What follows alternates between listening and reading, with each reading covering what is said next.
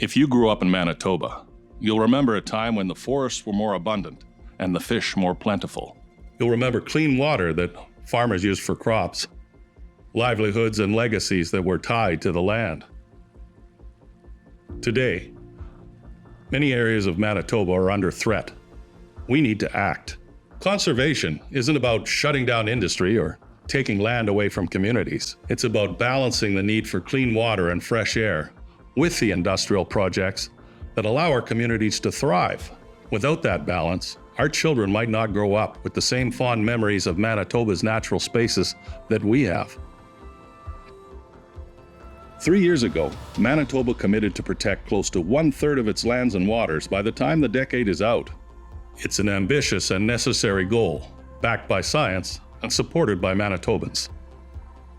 It's been 3 years, yet that commitment to our future remains unfulfilled. The Manitoba government continues to reference its climate and nature commitments, but it hasn't provided the funding or plan needed to fully deliver on them. At the same time, we recognize that steps are being taken to protect our province for future generations.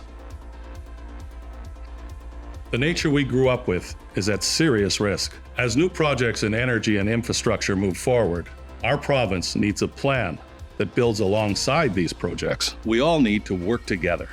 Indigenous people bring generations of knowledge managing the land, and Indigenous leadership is key to this work.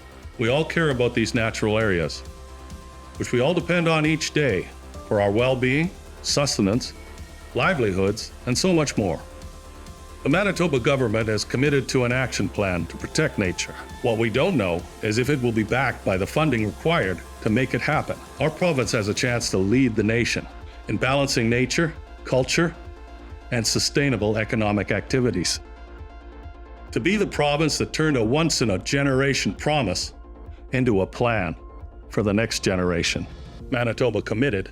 Now it must deliver. Share your voice at MBforNature.ca.